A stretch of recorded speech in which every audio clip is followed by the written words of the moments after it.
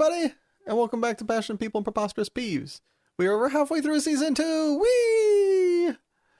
I'm your host, Ike, and before we get too far underway, I'd like to just say thanks for being here and helping my dreams come true and giving this pod a listen. I appreciate that you took this time to give me and my guest your ears. Now, if you still have time after you've enjoyed this episode, please share this with someone who you think would like it, or just subscribe yourself if you already haven't. That would mean a lot. Oh my gosh, I've got some really cool news, other than, awesome guests are coming. But I just got a new job. I am going from being a in-house substitute teacher, which I was feeling very overwhelmed in and kind of just, not misfit for, just couldn't, misfit for. I didn't feel like the activity of trying to wrangle a whole entire class was very much me. I am very, as you can tell, I'm a very person-to-person person. And trying to do 20 on one really was overwhelming my brain and something that I didn't feel very cut out for. And I know that I am, learning skills, new habits take time, but I also think there are certain things that you're just not cut out for. Or that maybe you just don't want to do bad enough. And this is one of those things I just didn't want to do bad enough.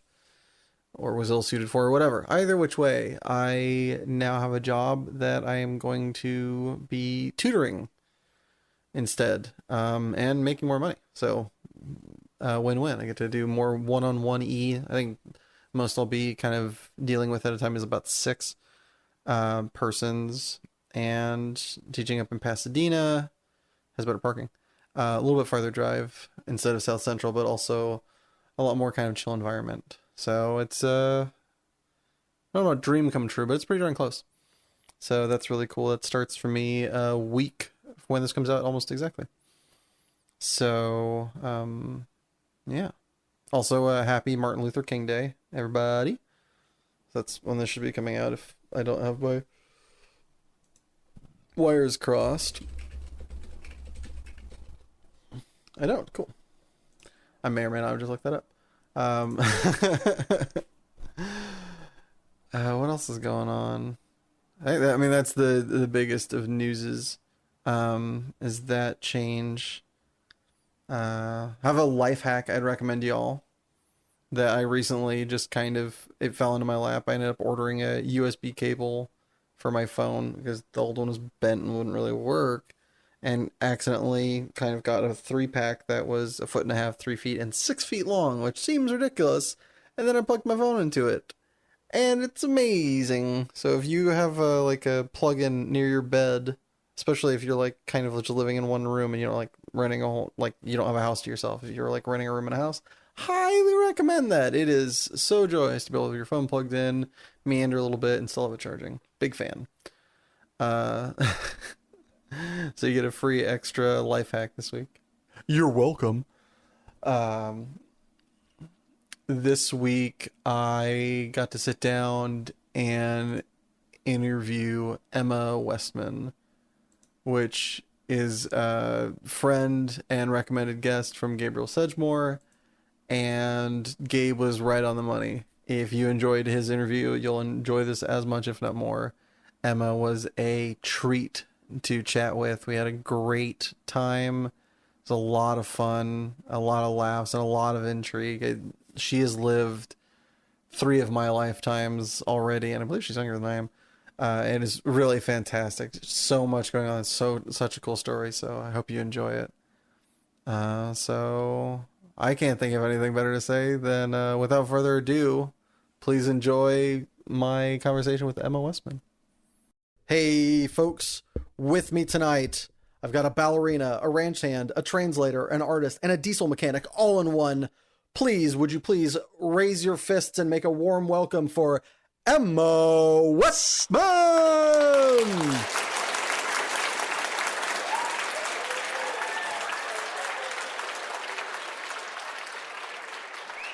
Hey!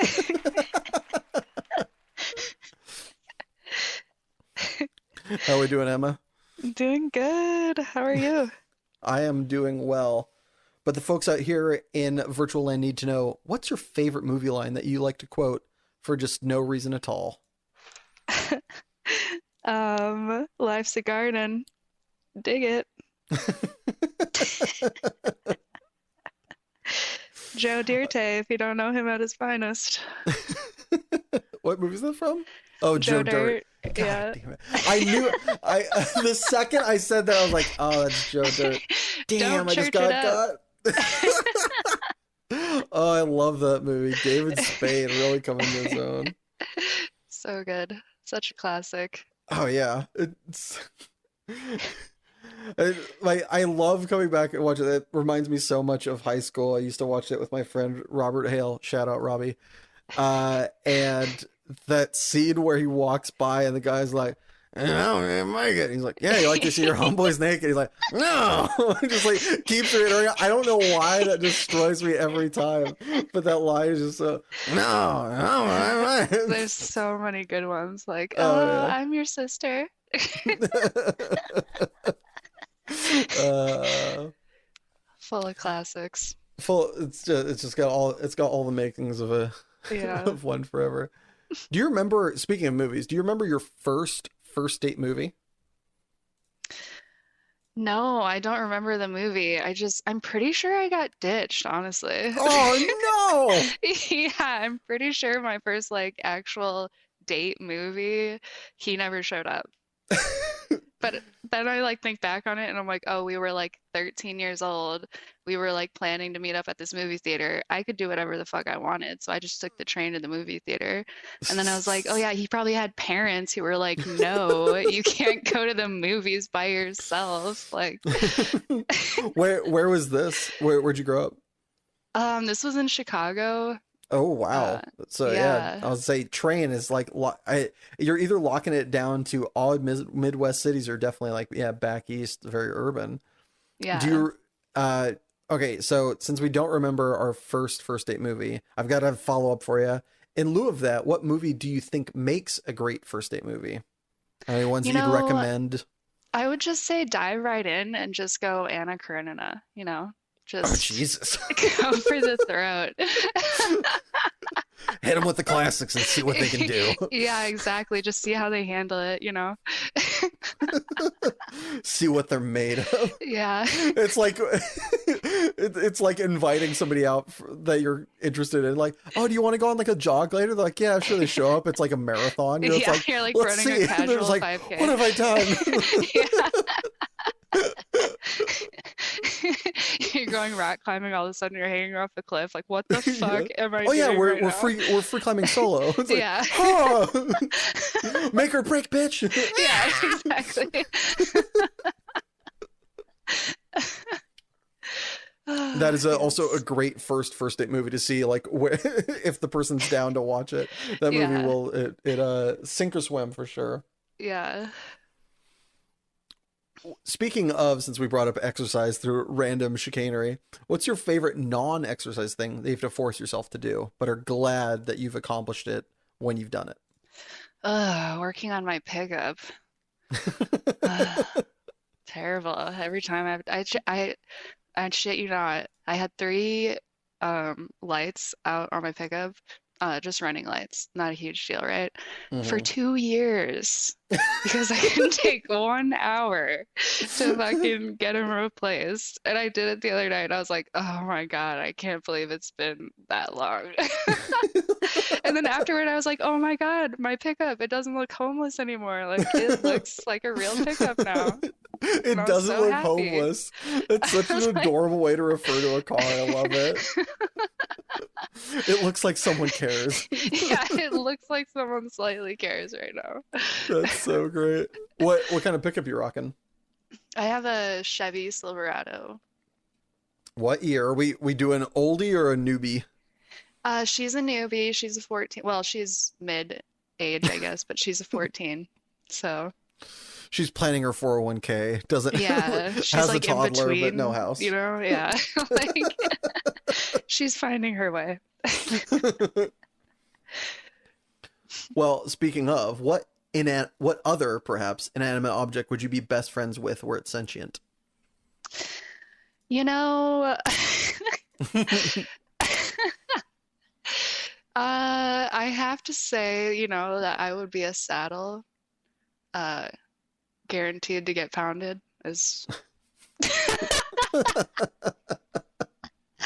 I was like thinking about it. I was like, I would be a comfortable couch. Like my couch could Oh, tell a lot of stories. And then I'd be like, that's kind of gross at the same time. There's like a yin and yang there. Like, so yeah. Maybe a table, I don't know. do you ride horses a lot? You said saddle, right? Yeah. No, I don't ride them a lot. Just whenever I get to, but yeah, I think that'd be pretty fun. Yeah. Hmm. How do you like them jeans? Like Yeah, a exactly. Like, bunch of are you random feeling the questions. horse or the ad? Like, which one are you feeling? It's like you're just in between, in betwixt the mix. I feel like this is gonna go random places. I feel like being best friends with a saddle would be like being best friends with like a what is it, when detectives have like people on the inside that they get for intel. Oh yeah, like moles. Um yeah, I get, not, it's not quite moles, but like they'll be like drug addicts and stuff like that, like, confidential informants. Oh yeah, okay. Like the people that are like living the bad life, and like that's the reason they're useful, is because they've made a bunch of bad life decisions. Like they don't ever hang out with the cop for fun. The cop's like, all right, what news do you have for me? And they're like, look, I'd like a house. They're like, yeah. Here's $5 and tell me all the stuff you know. They're like, Yeah. like, And then like the other druggies are like, "You're working with the cops?" Like, "Fuck you, dude." Like, yeah. yeah. It doesn't end well for them. Worst of both worlds. Yeah, the worst of both worlds. In betwixt the mix. All right, I'm going to throw you a hypothetical. You're going out to a party and you want to look extra. Other than your normal garb, what accessory do you add to your ensemble to really make it pop? Um, mm, leather. Whether it's a harness or a jacket, some leather in there. Harness? What kind of party are we going to? Exactly. Who knows? Do you, when it comes to leather jackets, do you have like a preference for design or color, or is it just like the feel of it and the weight that really does it for you? So it's everything. I think I have like seven different leather jackets, and some of them look very similar, but to me, I like notice the slight differences, and it all Awesome. makes a difference of like how I feel, the outfit, the vibe, like, and it's like an issue, me and leather jackets. So yeah, What's the what? Like you're very particular with them is the issue. the issue is that I see one and I'm like, I have three very similar, but not exactly like that one. So I need to get Oh, this one too. you're preaching to the choir, sister. I've got, Yeah. I think at last count, I think I have 63 ball caps. Holy So, f Wait, what kind of ball caps? Like all different types or like so I collect two specific types at this point. There's a company called Tokidoki that I think is actually based here in Los Angeles. It comes from the Japanese word I was gonna say that's got to be meaning, Japanese, right? it Somehow. is, hold on. I should know this, but I don't because I'm a weeb. Tokidoki means sometimes. And it's clothing and like little cute toy company. And they make hats through New Era, um, predominantly showcasing like chibi figures. Hmm. And I think they're just really cute. Got into those a long time ago. In the last like 5 or so years, I got into like farm league baseball teams, Oh and you yeah? can get them, yeah, and like they're adorable. That because they don't have to worry about like public mascots, so they don't go through the R&D. So some of them are adorable and some of them are insane. Hmm. Like you can look at, I think it's the Lansing Locos Lugnuts is the one. Uh if you look up the symbol for it, it's an owl that looks like it's on a cocaine bender. Like it just like, who came up with this? And it's one of my favorite hats. It looks bananas. But it's like a farming team. I like they all like kind of feed into MLB teams, but they don't have that kind of coverage, and so the symbols are just crazy. But yeah, I just fell in love with those, and I just go through eBay because most of them at this point are just selling the kind of ones for like that you'll find at like truck stops or baseball Hmm. games that have like the make it to fit yourself. But the ones I prefer, because the back of my head's very sensitive, along with the rest of me, Oh, gotcha. is I like the fitted ones, and those cost extra, and Hmm. you have to like kind of peruse the internet to find them. But yeah, I've been Hmm. collecting them, So are much to they my like wall's flat dismay. bills or just like regular baseball caps? Like Flat what's bills this? Okay, predominantly. gotcha. I like the regular baseball bill, although over time it usually starts to like kind of push on your cranium, which is not fun. Hmm. But I think the flat bills are usually the ones that have the best kind of fitted backs, and also just Gotcha. like kind of in vogue. Style wise, yeah, Yeah, for but sure. it's yeah, I totally know what you mean though. It's like I have one. I've literally bought multiple from the same like from the same team because they look slightly different. I'm like, that's Yeah. also cool, and like buy Yeah. more. It's like yeah, whatever. I'm a degenerate. I wear them all. They get their time in the sun. There you go. Dialing it back to something a little bit less, hopefully cost prohibitive. What's your favorite meal to make just for yourself, assuming cost and time are not relevant factors? Okay, so my favorite like go-to comfort meal if I'm like being like I don't know, just like on the couch watching TV, watching a movie and just like chilling is like Velveeta specifically and chicken tenders. Very crispy chicken Nice. tenders with like a lot of pepper like and I like chop the chicken tenders up, throw them in the Velveeta and This is add a Velveeta bunch mac of and cheese, pepper. correct? Yeah. Okay, yeah. So Velveeta mac with chicken tendies mixed in there. Yes, yes, it's like the only way it's so, oh my God, I like die. And then if You I'm probably will if you like, continue to eat it. yeah, exactly. The prolonged hope, no. Yeah. Uh, and She then died if, as she lived, eating chicken yeah, tendies and Velveeta mac and yeah. cheese. Oh.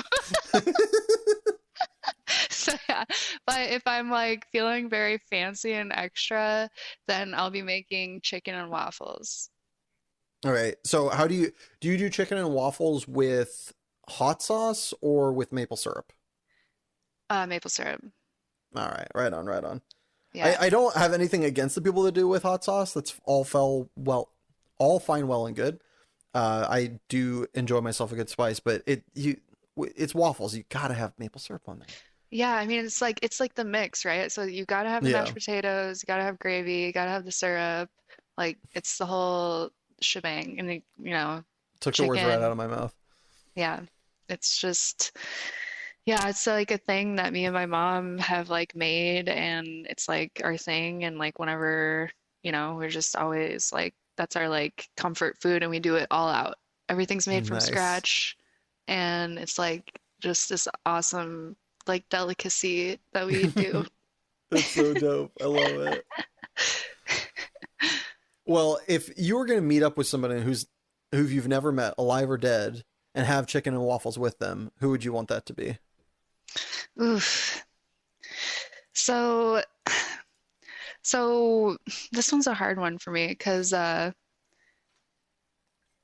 like the person, this is like a two-parter for me, but like I always go to like Stevie Ray Vaughan, you know, Right but I on. would really want to do drugs with him, not eat chicken and waffles. So if I had to eat chicken and waffles with somebody, I would probably choose my sister, honestly. You never got to meet your sister? No, I've gotten to meet her. But if I could just like, we like live in two different states, but Mm. um, Aw, that's sweet. yeah. So if I could just meet up with anybody, if it was somebody who I'd never met, like, um, like just all the greats, like Michelle Obama, I'd love to just like sit and have a meal with her and just like rack her brain and like, just people like that. But It's not an okay question, and I'm sure she's never been asked it. But would you ask her? Would you go Brock and then just make a hand measure and be like this big or bigger, and just like keep going? Like, come on, you gotta kind of want to know President D, man. he's Gotta be Like, hanging. I don't know. I feel like there's only one answer to that question. it's shut up and eat your chicken and waffles. It's none of your Yeah. goddamn business. Or it's he leads the free world. It's fucking huge. Yeah, massive. Can't handle it. Yeah. Oh god. I hope she's been asked that question a lot. I doubt she's ever been asked it once, but Yeah. I'm hoping. Do you have a life hack you'd like to share with the class to improve their daily living? I would say that my life hack is simplify and minimize. Like it? Are there any ways in which you've noticed the implication of that being more obvious but seemingly undone by more people?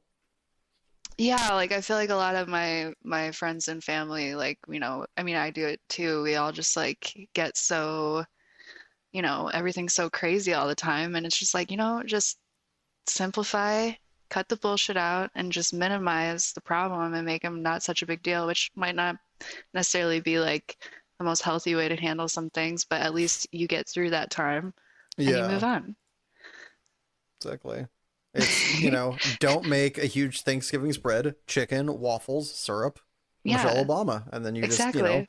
Move on. it's it. Yeah, you don't have to. You don't spend that long at the store, Yeah, and all you do is you send one text to Michelle, and she's like, "All right, I'll come over." yeah, and When's then you don't make a big deal. It's just Michelle. She's chill. Yeah, she's cool. Jeez.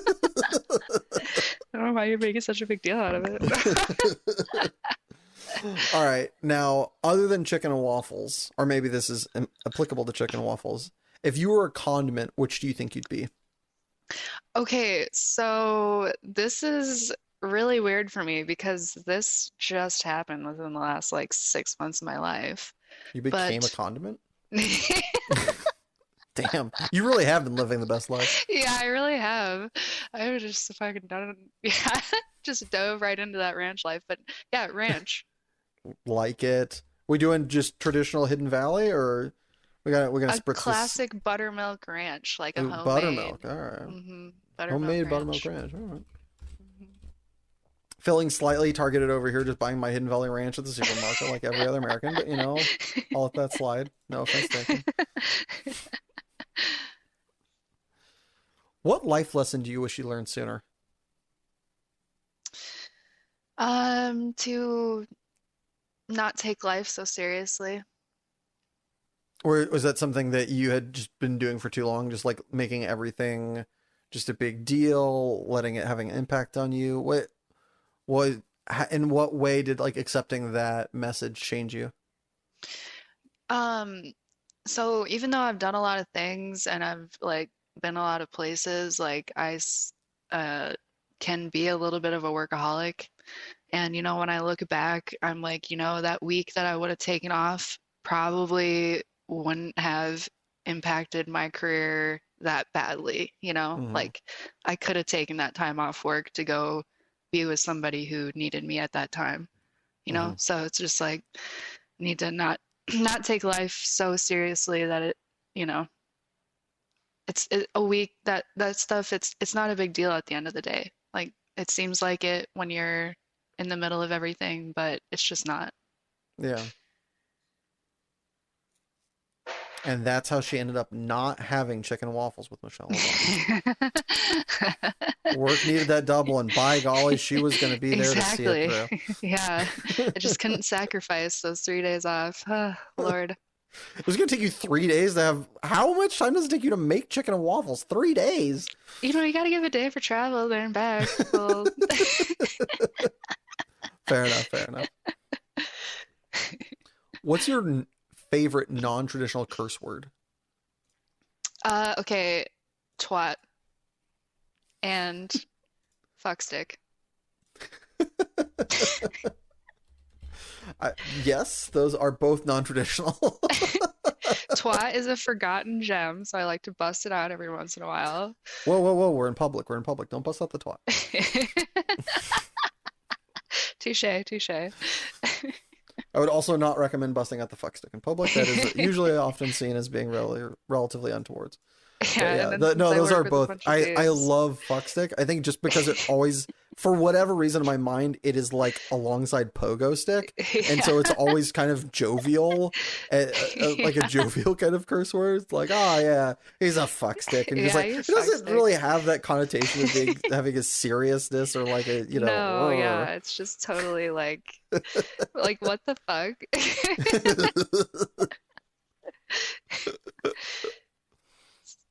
So yeah, I like to bust that one out every once in a while. I'm like, you fuck stick. So great. What's a job that at some point in your life you wanted to pursue, but you're very glad you didn't get to, or that you didn't, if it was one that you're going after that you didn't end up getting? So, um, I wanted to for maybe 30 minutes wanted to be an underground welder.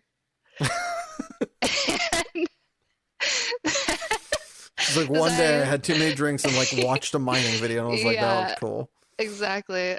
So I love welding, and so I was I was watching YouTube videos of like underground welding, and I was reading about it in a welding book about it, and it just seemed like a really cool process. And then I realized that I'm terrified of the ocean. So I was like, wow, really good thing I didn't pursue that career. All right, deep cut. If you get this, you're gonna be my hero. Have you ever watched Adventure Time? Every once in a while on There's TV, yeah. there's this episode where it starts off with them like chasing around like a salamander or something. I don't know, some big monster, and they end up going into the ocean. And Finn doesn't realize that he's scared of the ocean. Takes off his socks and like steps in the ocean. He's like, oh, he just like Yeah, freaks out. It's like the whole entire episode is him overcoming his fear. But it's like I'm imagining you like got your yeah, welding gear. You're on the shore. You're like, all right, let's go. And then yeah. he's And like, I'm you like, get in the boat and you're just oh, like. It's yeah, like exactly. Like, oh, my crapping your sweet pants. Jesus. Fuck, fuck, fuck, fuck, fuck, fuck. Wait, where are we going? Like, Shit. yeah. Like, oh, like now I realize, like, That's it. yeah. When did you realize you were afraid of the ocean? I always have been. I've always been so I'm not afraid of it in the sense that I'll go swim in the ocean and stuff. I'm not Yeah. 100% in love with it. But whenever I'm out in the middle of the sea and I can't see land, I am extremely uncomfortable. I'm like, humans are not meant to be out here. We She aren't made grabs her for leather jacket. She's this. like, there's no Yeah, cows. yeah, exactly. Like, land, where the fuck is the land? Where do we stake if no land? Yeah, I'm just like, oh my Lord, there's a ton of things out here that could just, whew, and you don't even Oh, know they're yeah. coming. Exactly. Samesies. Terrifying. Who would you want to play you in a movie of your life? You can choose the time period of your life that's being showcased and the time period of the actor if they are no longer of that age range to be appropriate. This one's a tough one. Uh, Who is I'm worthy of portraying this awesome vessel? She says, looking in the mirror. yeah, who is worthy? No,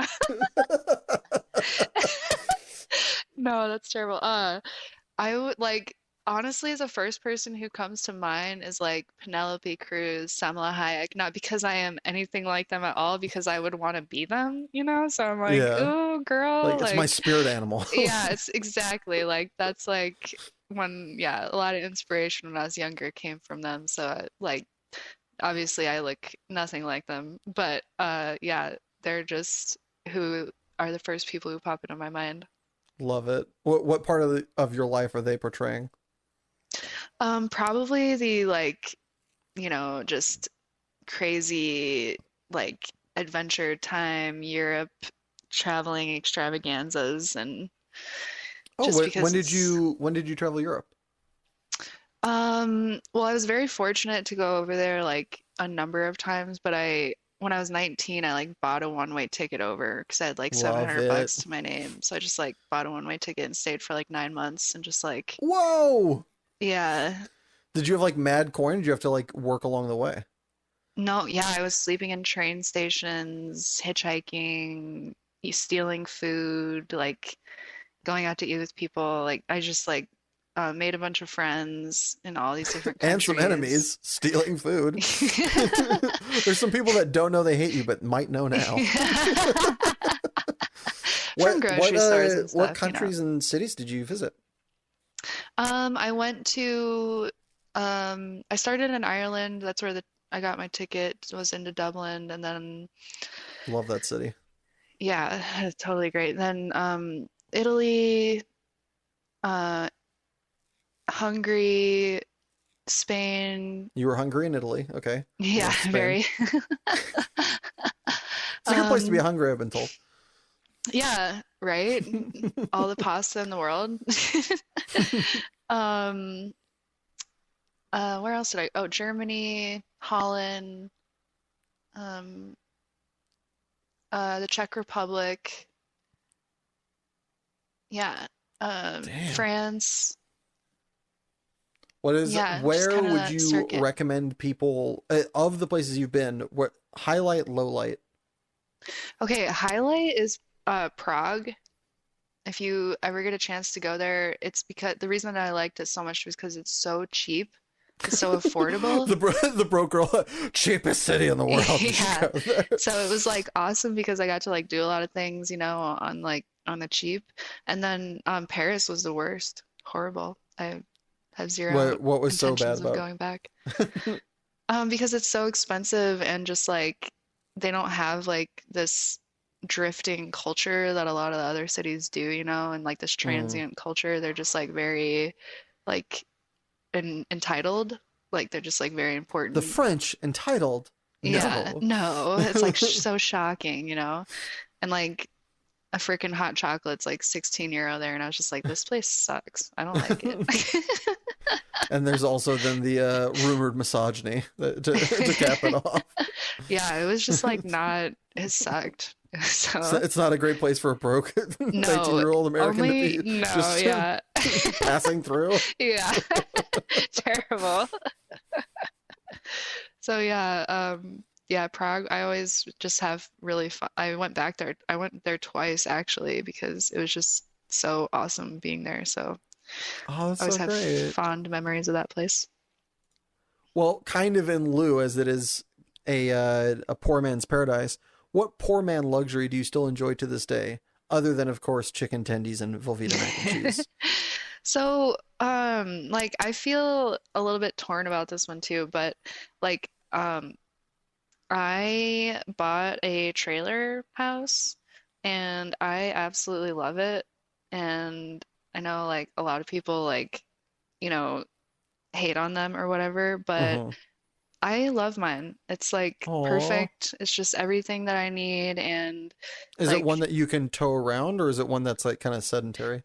yeah, it's on a foundation, like it's on a permanent foundation. It's never been like moved before, you know, Mm-hmm. but yeah, it's a double wide and like it's simple and it's like not, you know, like most people's like goal in life, but I absolutely love it. I love everything about it. So It's it's like a my beanbag simple, chair. yeah, it's my simple It's little like, treasure in life. yeah. It's like it gets shit. It's like a beanbag chair or sweatpants. It's like people like look down their nose at, but also it's comfy. Go fuck yourself. Yeah. Like I say wearing the same sweatpants that my sister-in-law bought me like 3 years ago for Christmas. Shout out Artemis, thank you so much. They are comfy as hell. Like they're amazing. Like it is like it's perfection. It's exactly what you want in the at the cost you want it. It's nothing better than that. Yeah. Fuck the haters. Yeah, fuck 'em. What media, whether it be book, graphic novel, TV show, or movie, have you been putting off that is next on your to consume list? So my girlfriend last night actually just my like really good girlfriend Tanya, she gave me this book that she reads 100 books a year. That's her thing. Jeez! Yeah, and What are they, she picture books? Goddamn! A she's hundred? yeah, she's ferocious. She's The always like leave and some so for the rest of she us. yeah, she has a book obsession. It's pretty awesome. Um So she gave me a book that she told me I need to read, which is called Dear Cowgirl, Letters to Women. Mm. And she said that, yeah, she's like, she just gave it to me and she was like, you need this. You need to read this. So I was like, That's well, so coming from sweet. you, that means a lot. That's really cool. That's Yeah. I don't know what that title is just so sweet too. Yeah, it's Dear Cowgirl. That's so nice. yeah, it's very sweet. So, it she just gave it to me last night, so that's, one of the I need to get on that and get it read. Get on that cowgirl. Yeah. Saddle up, riding them out. All right. Well, lastly, before we throw it to commercial break, if you could have listeners of this podcast hear one song of your choosing, which would it be? Pride and Joy, Stevie Ray Vaughan, all the way. Mm. What is it about that song of all of Stevie Ray's that really just kind of jumps out at you? Because I feel like that one's a bit of a hidden gem. I'm not a huge Stevie Ray Vaughan aficionado, but that one is not one I've heard kind of passed around as their like one of their hits, as it were. Um, I don't know why. It just like when every single time I hear it come on, I'm just like immediately just like whatever's happening in my life is not happening anymore. I'm just like Oh, in it. I just transported. love it. Yeah, Yeah. And it's it's just so like great. it's so like I feel like very like powerful as, that pride and joy in that song and like, you know, um just he's just, such a vibe in and of himself and I just like yeah, feel close to him and close to the music and it moves my body and I love it. That's so rad.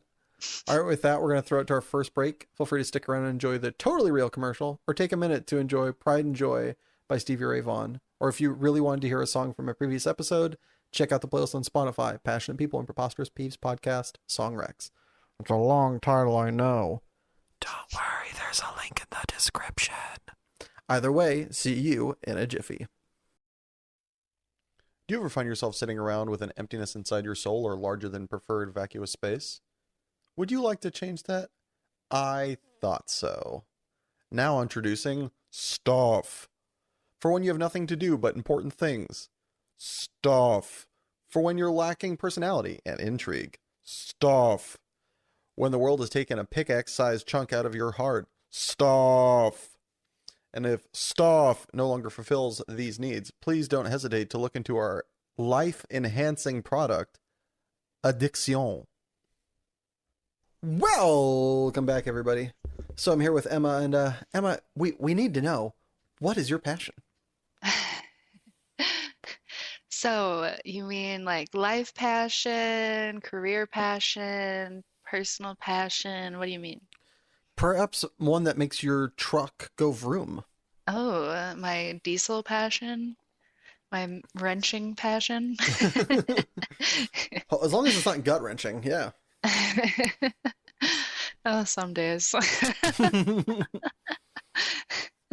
Yeah, that's like honestly, truly like just what I love in life right now is my job and what I get to do every day and um yeah, living that diesel mechanic lifestyle. So awesome. So, how long have you been a diesel mechanic for? I've been a diesel mechanic for 5.5 years. Well, how did you get into being a diesel mechanic? Because as I listed at the beginning of the podcast, you've been a ballerina, a ranchland, a translator, an artist. How does one? Should we start at the top, or do we want to work our way backwards from now? What's the best way to tell this tale? Ooh, so I guess the easiest way is from the beginning, but like it make it when in my head it makes sense, the transitions that I made throughout life.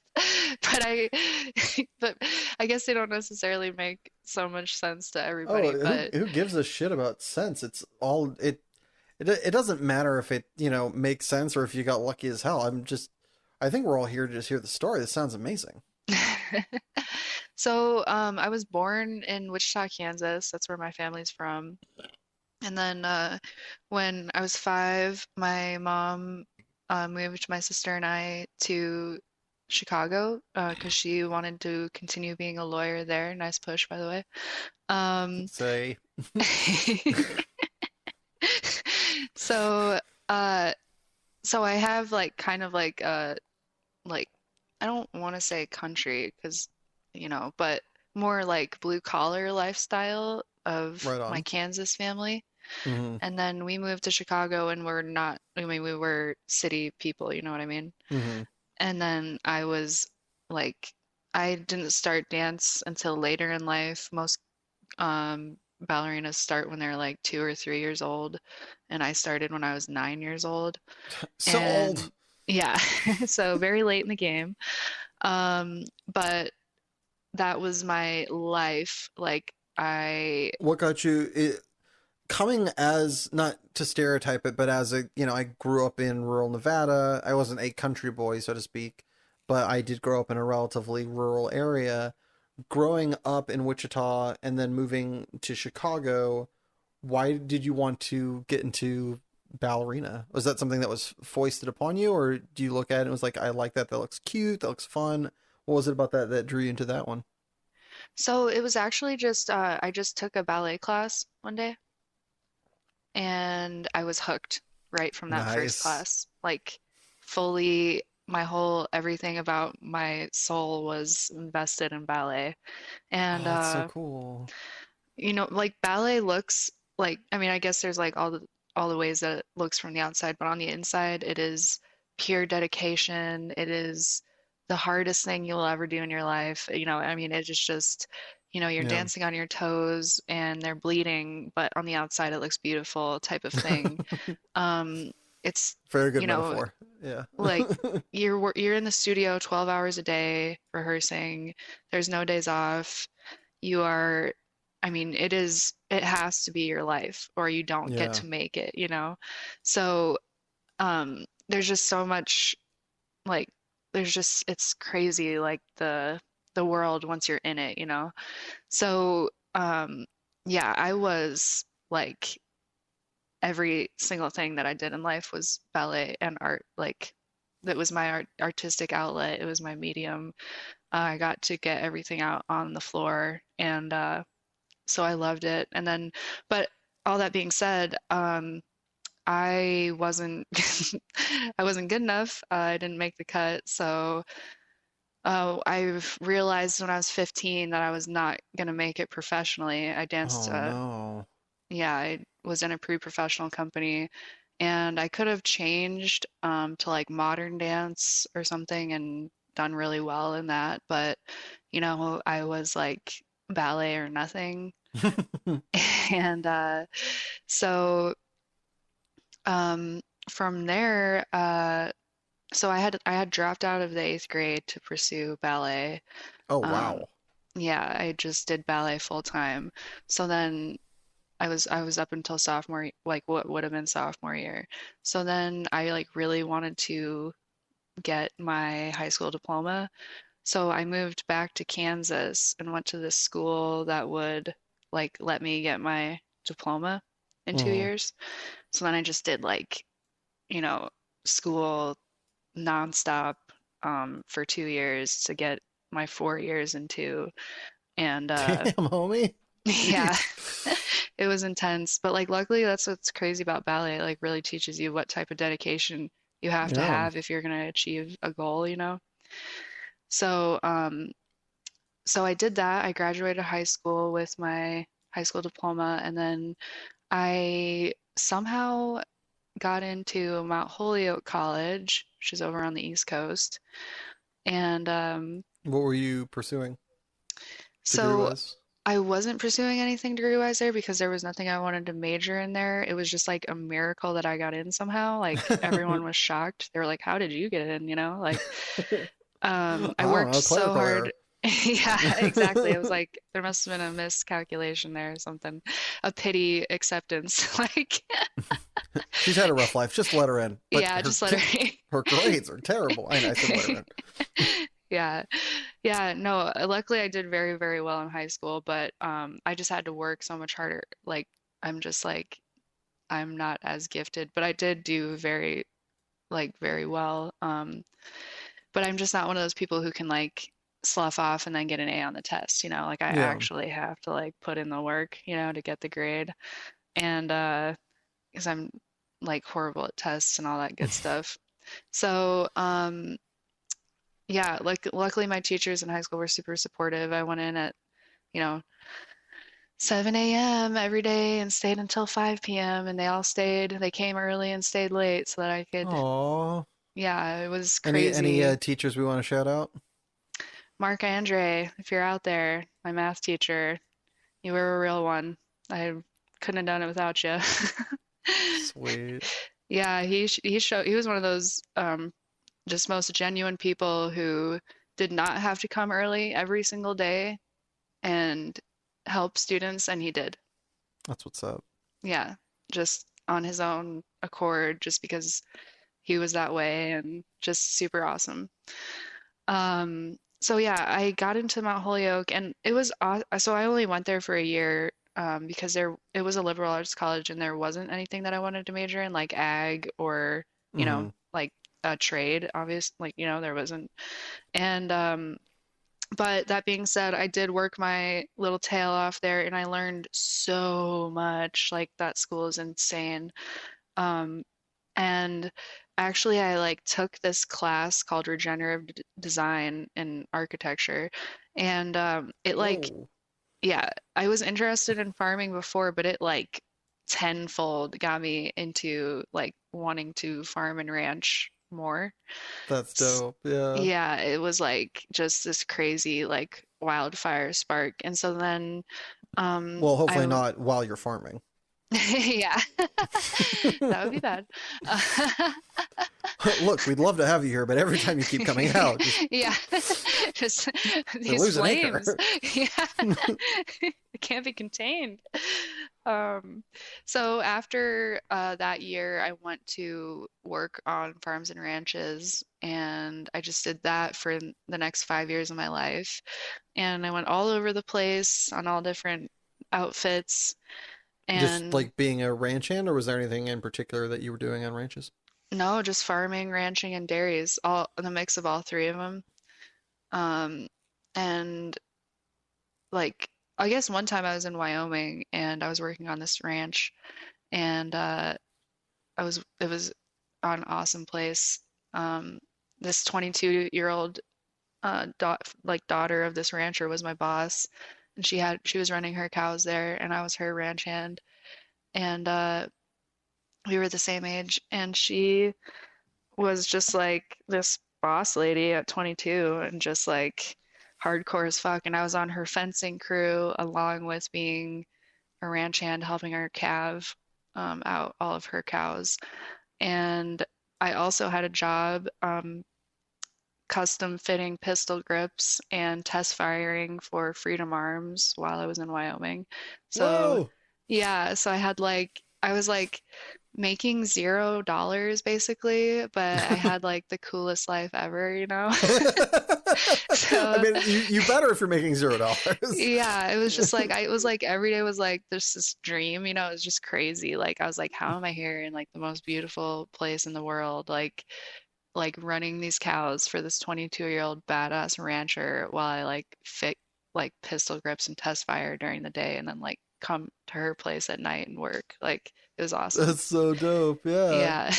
It was like, yeah, I'll never forget it, that's for sure. But So, how did you get on at places like this? Was it just that 1 year at Mount Holyfield or Mount, say, Holyoke? Sorry, Holyoke. my Holyoke. Was it that 1 year at Mount Holyoke held a lot of sway as you went across like the Midwest, Oh God, no. or? No one knows. Like, no, it was honestly just I got a job on one farm, and then kind of like when you start working for an outfit and you're a good hand, then like everybody else hears about you too, and you can always like it's Hmm. kind of just like one of those like chain effects, you know?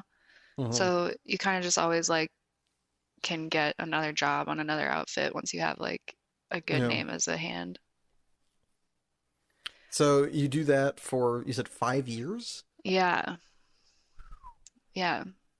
All right. And So then then what is next on the amazing tale that is Emma Westman's progression?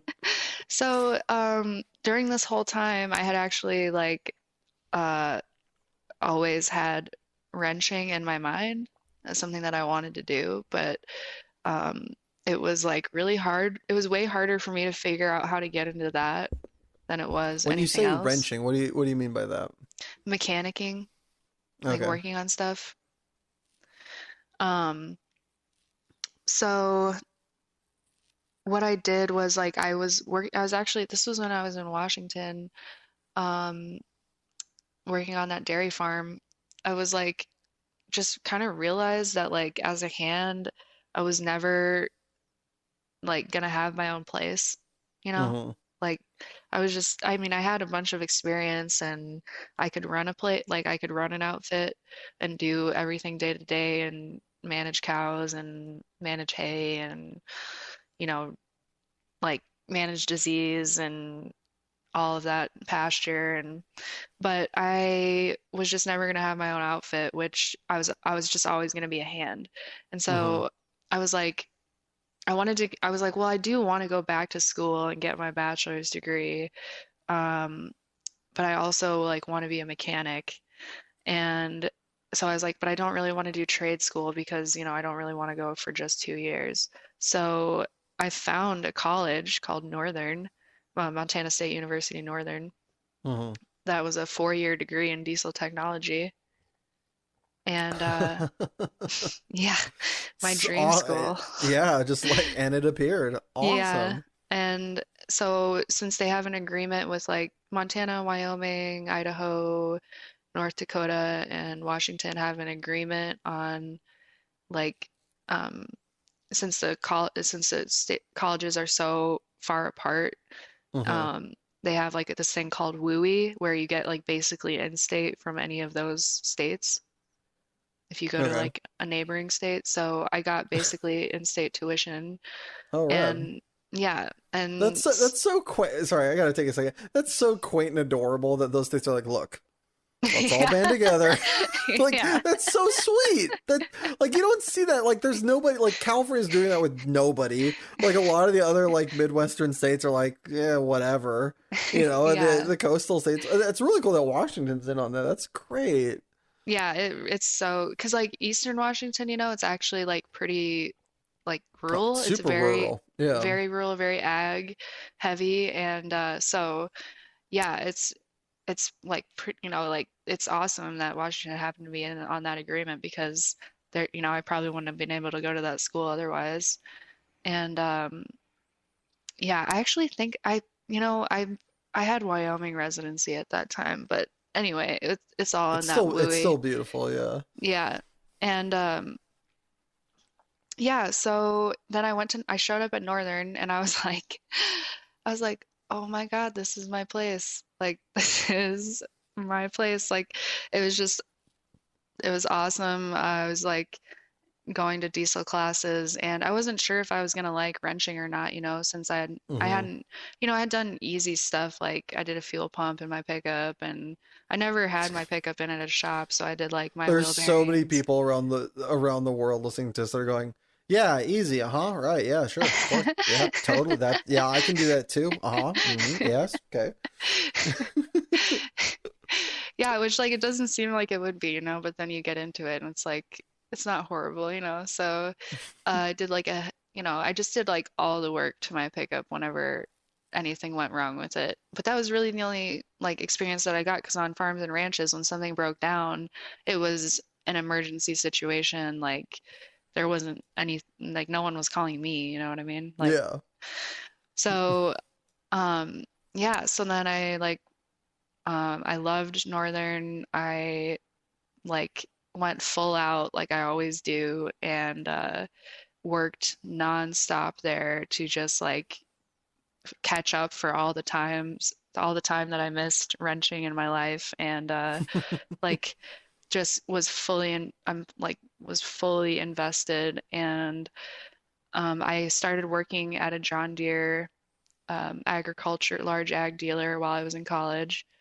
And so I had an internship there. And then after college, they hired me full time. And I've been with John Deere as an ag mechanic ever since. That's so cool. So is this something that, because, all right, So to rewind a little bit, when it came to being a ballerina and doing dance, your opportunity got kind of cut short, not of your own volition, and you decided to opt out of going to not a lesser but a different dancing angle. When it Uh, came, is that did I get that about right? yeah, I just like basically stopped dancing Yeah. as a ballerina like altogether and But it's because you couldn't go farther, is my yeah. understanding. Like you Yep. couldn't continue to improve. You couldn't continue to Yeah. make it like a as go as big and as bright as you wanted to go. And then when it came to ranching, you realized that you could never kind of run your own show. You were always going to be, not that there's anything wrong with it, but you're always going to be someone's under someone's, kind of outfit. Yep. I was always gonna have a boss. So, do you see being a diesel mechanic running that same trajectory where eventually it defaults and you kind of go back to the drawing board or you see what's next on your horizon? Or do you see this being a different, kind of pathway, one that perhaps goes farther and longer than those did? So I think that's gonna be an interesting one for me. I don't know what's gonna happen. All I know is that life has a way of like working its or like of doing what Mm-hmm. it wants, not necessarily like what I Yeah, want. Like sometimes a choice gets made for you, when you yeah. don't really expect it. Yeah. And And to be clear, none of those I don't see it that way, and from the way you tell it, it definitely doesn't seem like those were anything resembling a mistake or there's any misgivings about it. It seems like those were times that you followed something hard and it came to its kind of almost like its own kind of conclusion via, the circumstances that were given or your own passion towards it, and that you enjoyed the experience you had. So not saying that towards being a diesel mechanic as if like, oh, you don't know what you got yourself into, but rather like, is this going to be one and the same or not? yeah, and I often wonder that too, like I'm like, how, is this going to be a 30-year career for me? Is this going to be a 10-year career? Um, and I guess I haven't really like, I haven't, I still have like farming and ranching on the brain. I still have so many passions that I want to pursue in life. And Ooh, what are some of the others? so I kind of like still want to like do more modeling, like actual modeling.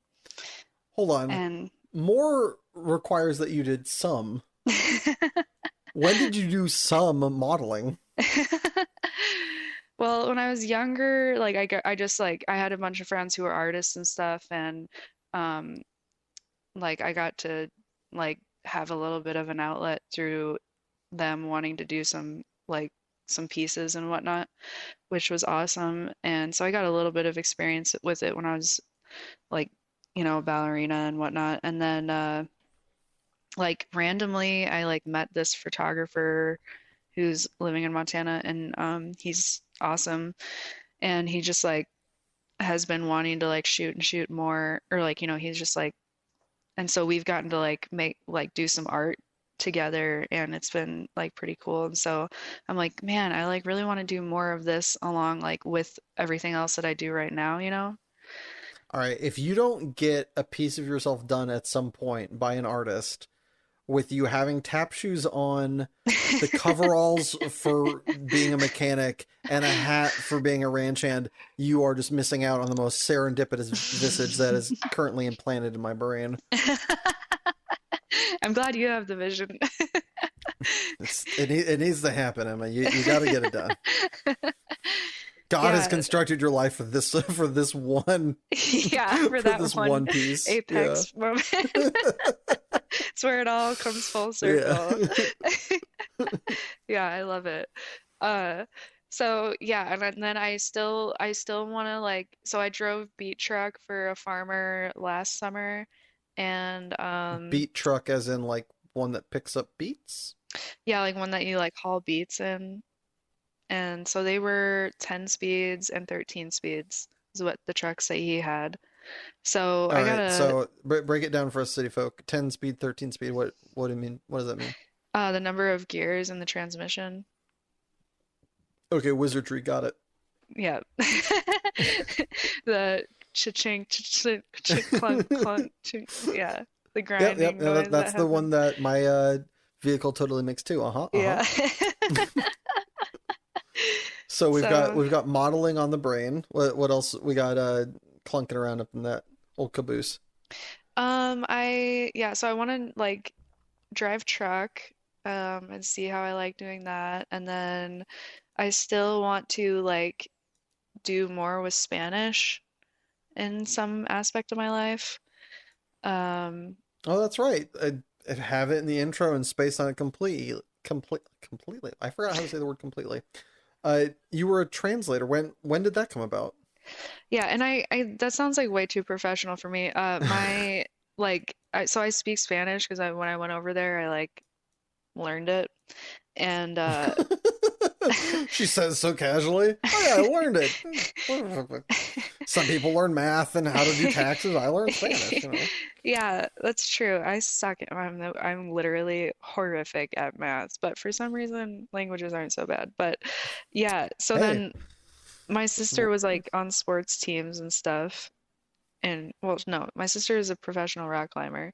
So I went and like I was like, why did I sorry, say it like that? that kind of like odd juggle there was just amazing. Yeah, I She was was on sports like, team. I mean, she was a professional rock climber. yeah. You know, potato, I tomato. was like, because I was like, maybe she doesn't want, I don't, I was like, what the fuck am I doing? Okay, but anyway, yeah, I don't think yeah, she's obviously like famous for what she does, so I don't think she cares whether I talk about it or not. But so I was like, maybe that's too much information. Yeah, so like, she's like on a USA climbing team. So they went down to Ecuador one time and I went down as their like little translator and like Awesome. yeah, so that was awesome. That was super fun.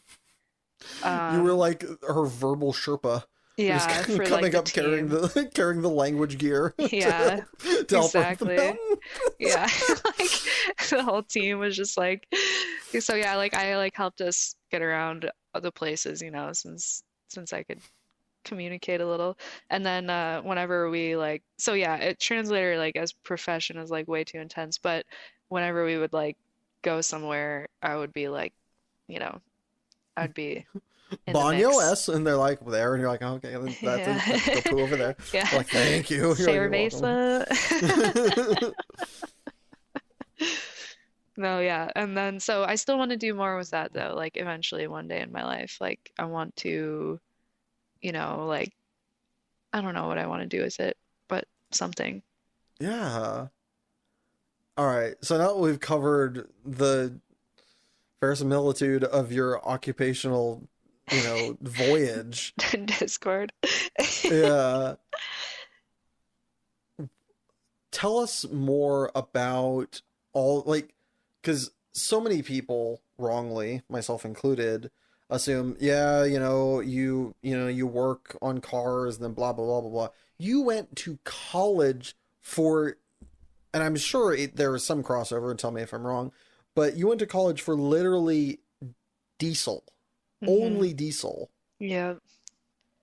Blow my mind. The floor is yours. How is there So, 4 years worth of diesel to yeah, learn? it's crazy. Like that, isn't that what's crazy about like people's passions? Like you like learn, you don't realize like how deep the world is until you like Yeah. briefly start talking to them about it. And then you're like, what? Like there's like these whole worlds that exist that like, Thus, this podcast. yeah, it's crazy. So, like, diesel is actually one of those careers that you could spend your whole entire life studying and still not know it all. It is so vast and so, like, there's just so much to learn about the industry. And it's, What was the first thing that you were floored by learning when going to school? That you're like, wait, what? I thought I knew things, or like that's witchcraft. What are you talking about, Willis? oh, good Lord, all of it basically. But I mean, uh, CAN bus systems, Okay, Like what's that?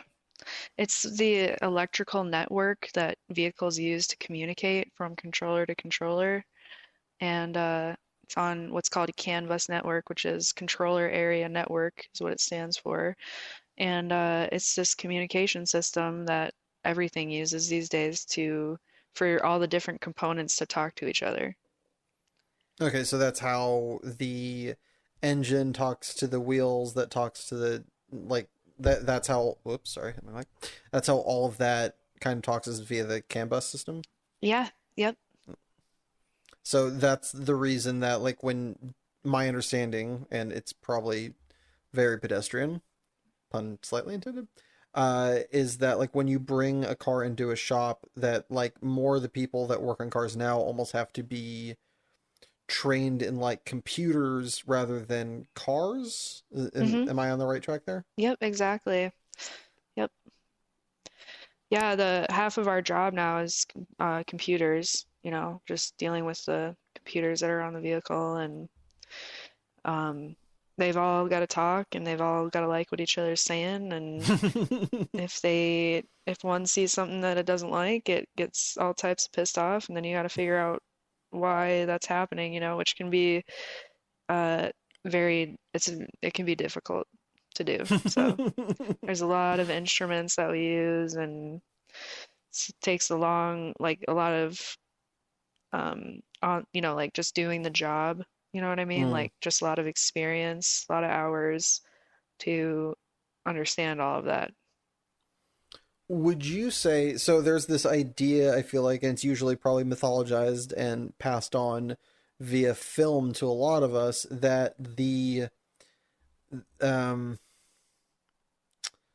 the aw shucks country boy understands a car like he understands a wild animal. That way of thinking of like, oh, this thing ain't all like that kind of way. Is that more or less gone, or is that aspect of mechanic still kind of exist with these newfangled cars? It's actually crazy. There's like tons of subcultures within all of it. Like there's so many different cultures of diesel. There's so many different subcultures in automotive. If you do automotive diesel, and then you've got new school versus old school, and construction versus over the road versus ag techs, mining techs. Do you work on cat? I mean, just like there's so many subcultures within the diesel world. So you're gonna find like old school, dirty, like mechanics, and you're gonna find wearing like a white jacket, basically mechanic.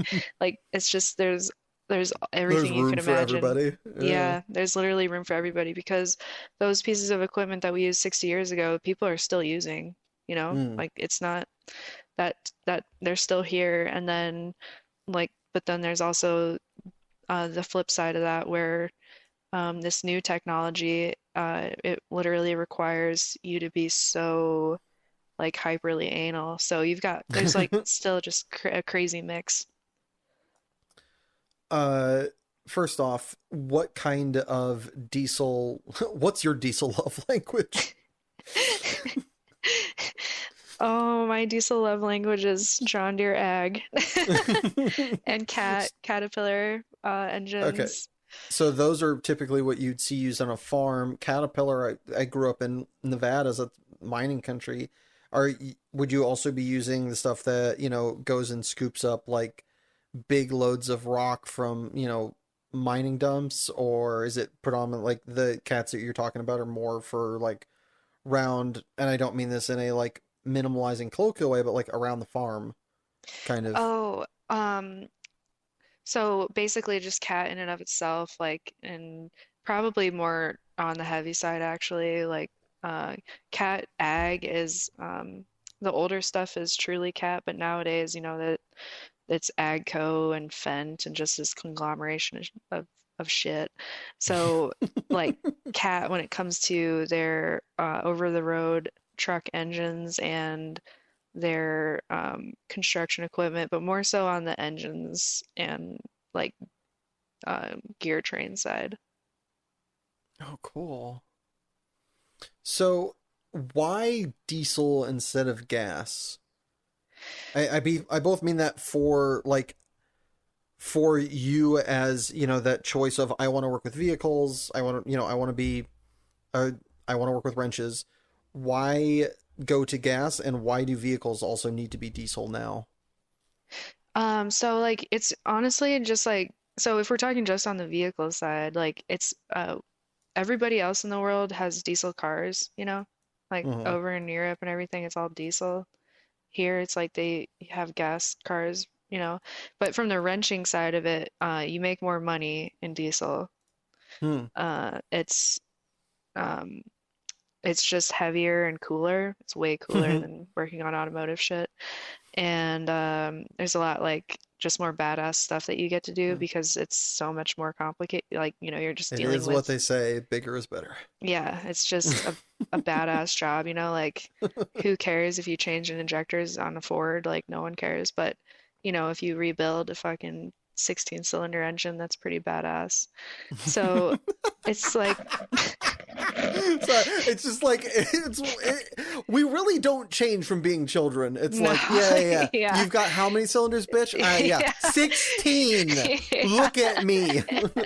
Double digits. Yeah. 16. I'm Yeah. cooler. What it do? Oh yeah, horsepower. If you get to work with those 670s, oof, it's just like give it to me. That's what I want. I don't want to be working on uh, no 120 horse tractor. vroom vroom. Yeah. The power.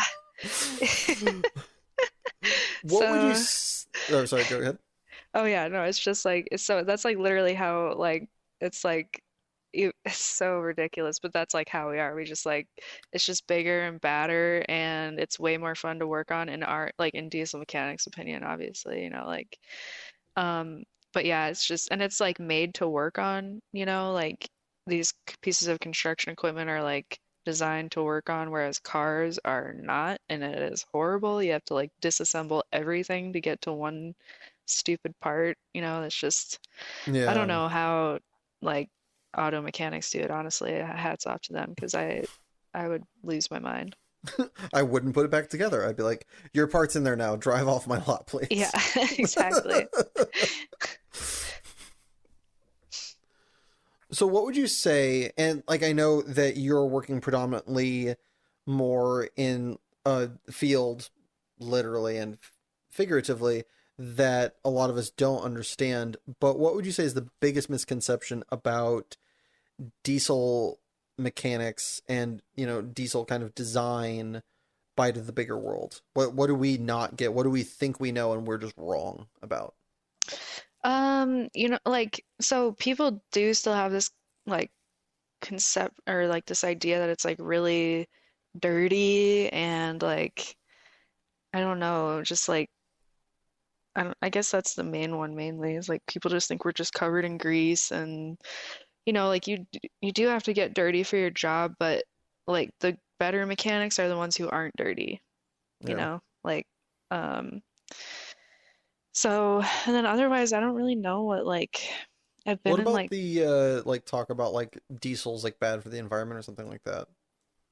well, it's actually way more fuel efficient than gasoline is, and it lasts way longer, so it's definitely not worse for the environment. And it's way cleaner burning now that we have all these emissions, but that's kind of a toss-up in my opinion because, this whole like the whole emissions thing in and of itself, all that stuff that's got to be mined to be in those Mm. DPFs and everything. But actually, like locomotive engines in California clean the air. So that's how Whoa, efficient they are. Yeah. that is wow. Yeah, Yay us. all the well, like the only thing that comes out of a tailpipe of a Tier 4 final engine is oxygen and nitrogen. So, Hmm. yeah, they're so clean burning. And then they last 2 to 3 times as long as a gasoline engine does. So, Color me shocked. I am learning. This podcast is a double whammy. I'm having fun in this chat and learning so damn much. Goodness, that's so um, cool. Yeah, like the when I mean when you're rolling, so there's people who like soup diesel engines up, and like they roll coal, like black Hmm. smoke, which is unburnt fuel, which is not good. But if Yeah. you have like a stock engine, you know, it's yeah, Wow. they last way longer than a gasoline does. So if you want to look at it from a, you know, use perspective, but yeah, they're really cool. Really, really cool engines. They work differently from a gasoline engine, and um, so it's cool. It's a whole world in and of itself. That's so cool. Yeah, I didn't know that. You have literally opened my eyes to a whole new world. That's rad. So I'm gonna throw you a theoretical that likely doesn't exist, but assuming that, your average job, your average kind of like, hey Emma, we need you to come work on this, and they were lined up back to back to back in an 8-hour day, assuming, other than like stopping for lunch, how many jobs could you get through? Like, what's the average job that is kind of thrown in front of you? How long does it last? Ooh, it varies for like so much. Totally depends what I'm doing. Like, What's the shortest job you've had, and what's the longest job you've had, oh, without like any like wild, like, in like, without walking up and going, "Hey, dipshit, it wasn't plugged in." Like that level of like, why am I being bothered by this? yeah, so like something simple like changing a battery, maybe it takes half an hour to an hour to do, maybe less, just depending on the configuration. And then, but like rebuilding an engine, it normally takes me like around a month if I'm just putting in 8-hour days to do. Holy shit! Yeah. Rebuilding an engine takes you damn. Yeah. Yeah, if I'm not putting in overtime or anything. Like And that's 120 just hour you or something. focused on that, doing that day in day out, Yeah. building rebuilding an engine. Is Yeah. that is a lot of that like waiting for parts, finding the right, like, what, why does it take so long? Uh, it's just because there's like, well, I am particularly anal. Like, I do a lot of measurements and like make sure everything's like within the tolerances that it's like specified to be. But it's just so much attention to detail. There's, I mean, and you don't have to get it right the first time, but obviously it's better if you do. But Yeah. it's like a specific sequence that you have to go in. You have to know the sequence, and it's just a lot of bolts that you got to torque and a lot of sequences that you have to go through and just a lot of stuff that you have to know, like what type of sealant goes where and like what cleaning process you need to use on what part. You do have to, I always send my heads off because I don't have I would just, so I have a machine shop do the heads and then, but yeah, there's just a ton of variables and there's just so the much sorry that has to be the done. heads. Yeah, there's these things called head, like there's a cylinder head, and they've got like valves and all that stuff within So them you send them off to somewhere else to a to get. machine shop. Yeah. Okay, and they take care of that part. Yeah, which you don't have to do. If you have the tooling, you can do it like in your own shop. But no shop that I've worked in has had the tooling to like do the heads, so Hmm. it's pretty typical to like have them sent off. But um, So, real quick, I know, talking to friends of mine who have gone to medical school, that one of the things that's often shown in medical procedural dramas is that the doctor knows the thing that's wrong or knows all these ideas, when truthfully they do know plenty of them, but a lot of time they do research. They, like, when it comes to the stuff that is off way outside of like the normal spectrum, they have to do research. They have to look into it. They basically have to do Googling of a sort to find out what is probably wrong. And while that's the human body and this is a vehicle, my understanding from talking to mechanics growing up and, waiting for the car to get fixed, is that that's very much the same. That there are so many different things that could be wrong if there's something busted, if there's something that needs to be done, if there's something just slightly outside of the normal kind of parameter. How much of this stuff do you just know from having gone to school and have been doing this so long, versus how much of this do you feel like, do you still have to like look up and kind of do research before moving forward? oh yeah, so I mean, that's exactly right. Like, there is so much research that has, like, that you have to do just to, one, gain the experience, but then two, like, even if you're in the field for 16 years, there's just, I mean, it is literally endless. All of the variable, like, things that could go wrong. And, so, like, no matter what you're like, you're studying, like Hmm.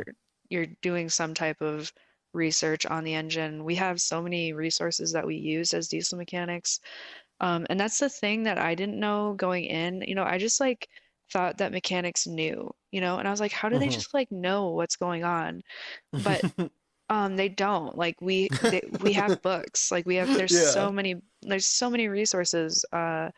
And so much experience that you pull from too, like now when I hear an engine making a noise, I'm like, oh yeah, it's this. Um, or when I see a code come up on a machine, I'm like, oh, it's this.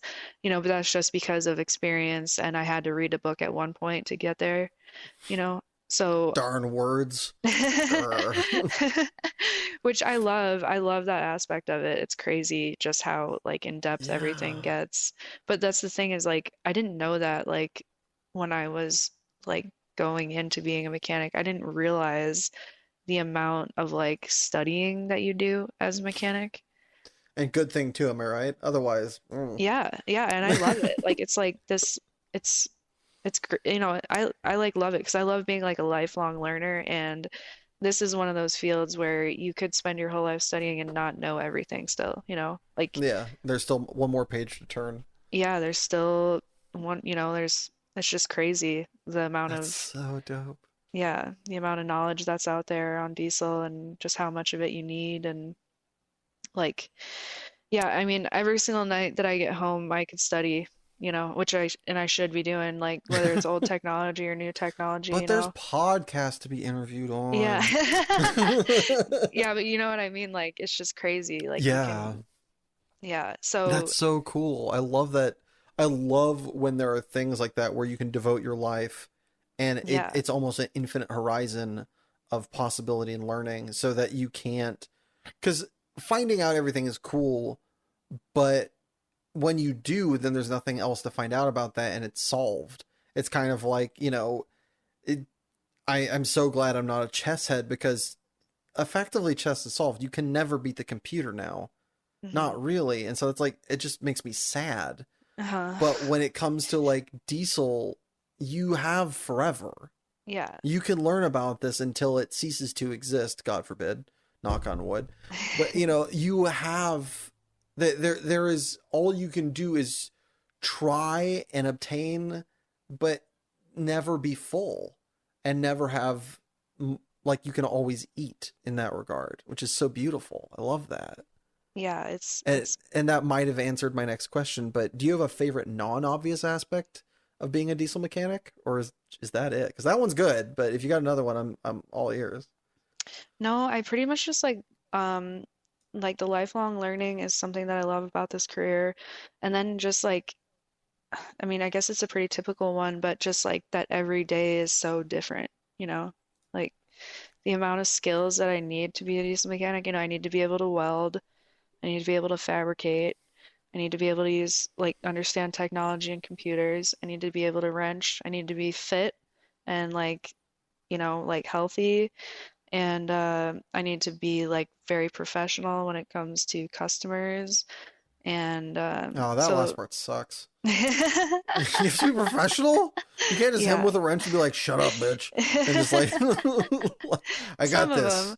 this. I'm awesome." Yeah. So there's just tons of as there's like it's just such a multifaceted job, I'm not just doing one thing. Like Yeah, it's just that's what I love about it is like the variety of what I get to do. It's that's so crazy. dope. Yeah. That is so dope. I love it. Oh my god, that's so rad. And like you can be like if you're a machinist, it helps you with wrenching. If you do line boring, it helps you with wrenching. It's just like there's just so many different aspects of this job and this trade, and they all like help each other and they all like need each other's knowledge. And it's just it's it's awesome, Like Yeah.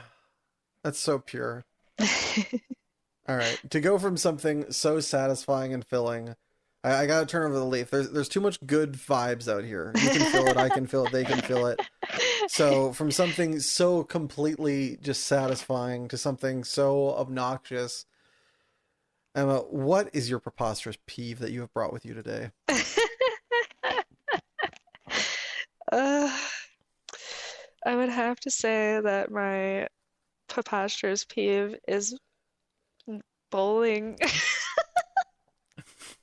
Well, not specifically just bowling, right? Anything involving my hand and an object, like a fucking round object. Well, my understanding is that, or what you were telling me before, is that it's when people tell you how to, or like try to teach you how to bowl, Yeah, right? oh my God, it's the worst thing ever. Like, it's never gonna happen for me. I suck at bowling. It's just a fact of life. I'm never gonna get better. Like, I suck. I'm I always fine with have. it. Leave me Yeah, alone. yeah. Like, I'm embarrassingly bad at bowling, and like I'm so horrible. And then like people will try to come up and like teach me how to fucking bowl. I'm like, okay, there's no there's no recovering from this in my life. Like like it's never gonna Especially happen for me. considering not to like, I feel like you chose a really bad profession to be not good at bowling with also. Because all the mechanics I've known throughout my whole entire life, 100% of them have been part of bowling leagues.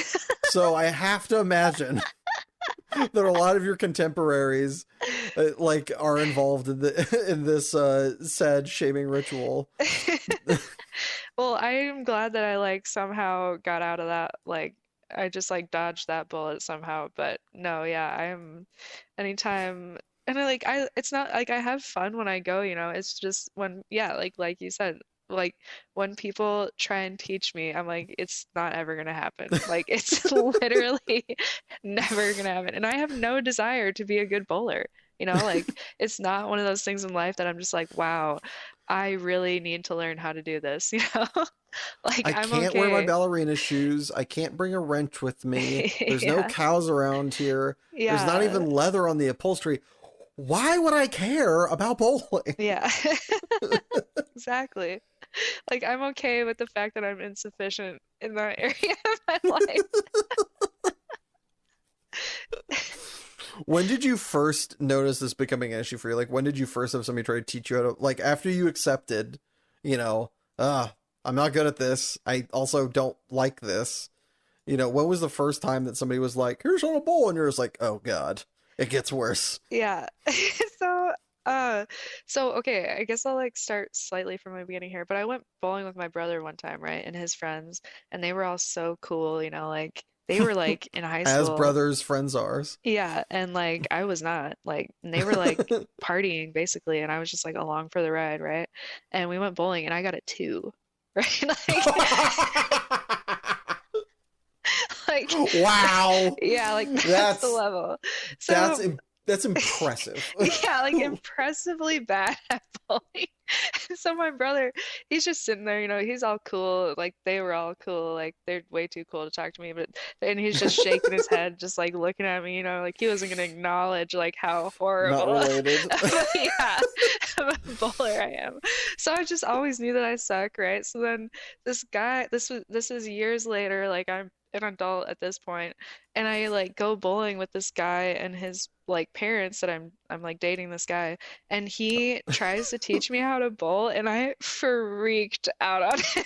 Like, And that was the last day we were dating. yeah, like freaked out. I was just like, it's never gonna happen for me. Like, stop trying to teach me how to bowl. Like, just let me suck. Like, so yeah, so then I was like, I can't do it. So yeah, and then yeah, so and then like from there it just escalated into like like the beanbag toss game, whatever Oh, that's cornhole. called. Yeah, Yeah. cornhole. Yeah. Yeah, that's a forced awkward intimate situation for me. just like, please, somebody do not try and teach me how to cornhole. Like, similar situation. Like, you don't want me on your team. Do not call on me. Tomorrow you go in this sort of work league, you're like, shit, all right, here's my 2 week Yeah, notice, I no, guess. seriously, like that like at the Christmas party there was like a cornhole tournament and I was like, oh, my arch nemesis in life. Like I was like, God, this sucks so bad. And I was forced to be Maybe like, if I get drunk enough, I'll have to yeah, vomit too long to be yeah, picked for the cornhole team. exactly. Like, I was just like assigned to a team, and I was like, why? Like, why is this a thing? Like, why You do just looked people? at them, you're like, I'm sorry. Yeah, it's just like, oh God. And, like horseshoes, like same situation, and like some person, some dude will always be like, so like this is what you want to do, and I'm just like, oh my God, somebody shoot me, please. Like I would rather die. Well, I wonder if it has anything to do with the fact this is going to be a little bit ham-fisted, and this is not going to be accurate to your field, and also I do apologize. But since you're big into wrenching, and that movement is your hand is kind of in a fist going forward and back, now with bowling and with cornholing, your hand is palm up. Hmm. I wonder if it's just antithetical to what you were meant to do. It's Yeah. God's just like, look, sorry, Emma, your Yeah. hand can only be used for goodness one of two ways, and you chose Yeah. palm sideways. That's what you chose when you picked up the wrench. You You were, cannot succeed. yeah. You were taught to hold on, not to let go.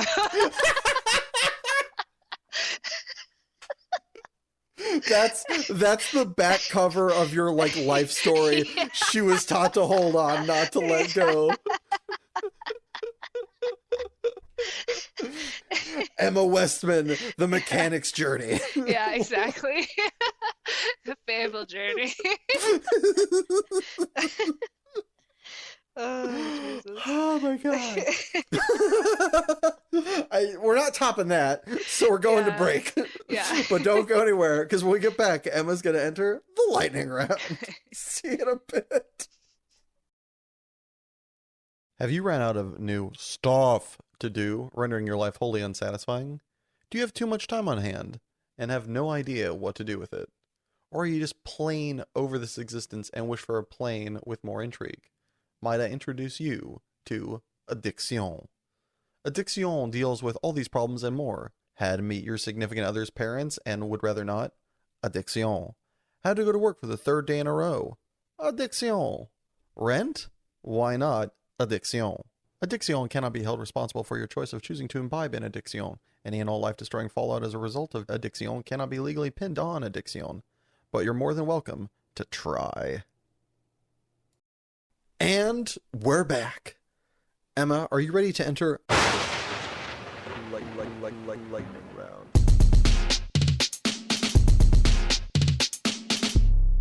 The lightning round? Let's do it. All right, buckle your seatbelts and keep your arms inside the ride at all times. Emma, is there a price for you to give up your passion forever? Nope. Well, yeah. I'm like, oh fuck. Make the food or do the dishes? Ooh, do the dishes. Did you ever cheat on a test in school? No. Are you out of touch, or is it the children who are wrong? Ooh, I'm a really good mix between that. The kids need some learning. Would you rather have your inner monologue sound like Gilbert Gottfried or Fran Drescher? I have zero idea who those are, embarrassingly enough, so Iago the parrot from Aladdin and the nanny from The Nanny. oh, definitely the parrot. Would you rather read the cue cards while wearing the crown or live in a hovel and speak your mind? Definitely live in a hovel and speak my mind. Caramel or caramel? Caramel. Is professional wrestling cool or lame? I think it's pretty lame, honestly. Don't let your neighbors hear you. Yeah. Stub your toe or make small talk with strangers? Make small talk with strangers, absolutely. You're having the best day of your life. What happens next? Another amazing thing or something terrible? Most likely in my life, something terrible. If we're being real. Happiness or glory? Happiness. Nick Cage, best or worst ever? Oh, fucking A. Him and Mel Gibson. Ugh. Terrible. Same category as suck. Plane flight or road trip?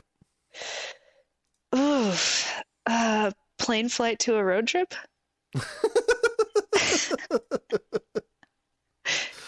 A day in or a night out? Um, Probably a day in. Do you create your own thoughts or do you just listen to them? Depends who's talking. Would you rather meet your mortal demise by vicious werewolf attack or single zombie bite? Werewolf attack. Would you rather watch the first movie of a trilogy or watch the first 6 episodes of a new series with only one season? First 6 episodes. Would you rather your food be habanero hot forever or lose taste for all of 2023? Oh, Jesus. Um,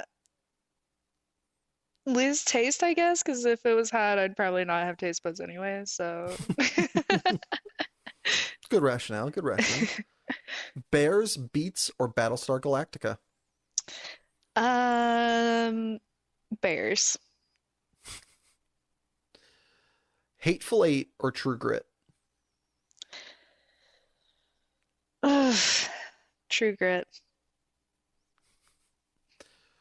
Would you rather your real life was a dream or your dreams were your real life? Can I Inception this shit?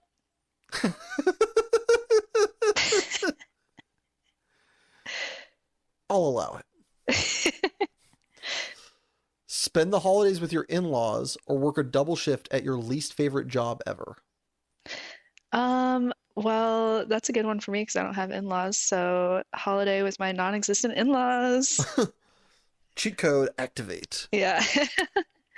And lastly, could you eat 37 of your favorite food for $5,000 in a 1-hour time limit? Absolutely. Congratulations, you've survived the lightning round. Woo! But before we move on to your prize, I, like many listeners at home, would like to now know, what is your favorite food? Corn dogs from the gas station. Hell yeah. 37, damn. Either those are small 37. corn dogs or you might have a record on your hands. What do we put with corn dogs? Sometimes I get fancy and put a little mustard on there. That's only if I'm feeling real, Real ritzy. yeah, real classy. I have this cheat code that it has been a long time since I've tried, but if you ever want to go like creme de la creme, try blue cheese. Just you got to take ketchup, put down like a layer of ketchup, Yeah. put down blue cheese, Uh-huh. and then top it hard with pepper. Yeah. Dip that like in Really? and out. It creates like a triple layer. Yeah, it's Whoa. been a minute, but I remember doing that many a day at one of Damn. my first like true like jobs, and That's wild. yeah, crushing it. That's a freebie for all you folks at home, and a reward to the stalwart Emma. Another reward for lasting through such a treacherous interview is, what lightning round question would you like to ask me and in turn be asked of future guests? Manual or stick? Something about stick. It's got the good phonetics to it. I like a good stick shift. Yeah. Yeah.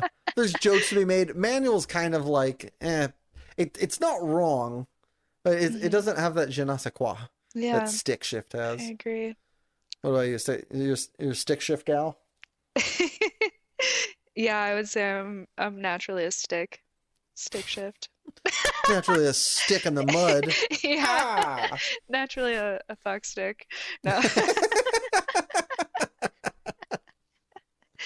Do you, as a mechanic, before we close out this, as a mechanic, do you ever find yourself judging friends that just only know how to drive automatic? Do you just kind of look at them and be like, you sad excuse for a human? Or are you like, it's okay, everybody's allowed to be shitty? Oh Like, yeah, no, I don't judge like normal everyday people, but I judge other mechanics who don't know how to drive a stick. yeah, Like that hardcore. seems, yeah, that does not seem, should be allowed. You should get your license taken away. Yeah, like Not you to should drive, just but to like be a mechanic. yeah, it's just like it takes a lot away when you just like when they're like, "Oh, I don't know how to drive a stick." It's like, "Excuse me?" Like the fuck did you just say to me? Like Believe you're gonna need to walk outside and find yourself before you can yeah, return. exactly. Yeah. Yeah, but no, just normal everyday people, no, I don't judge them. Those pedestrians, it's fine. The Yeah, muggles of the of the exactly. mechanical Yeah, world. exactly. Like ugh. All right. As we sadly have to have our time together come to a close, is there anything you want to plug, shout outs you'd like to give, places people can find you or content of yours? Definitely want to shout out Gabe for shouting me out on this one and awesome experience. Love it. Um, Yay. yeah, took me a lot of people, a lot of failures, a lot of everything to get, I'm not even anywhere in particular, but just to live this life that I've been living. So it's been a like, just shout out to everybody who helped me get me where I'm at.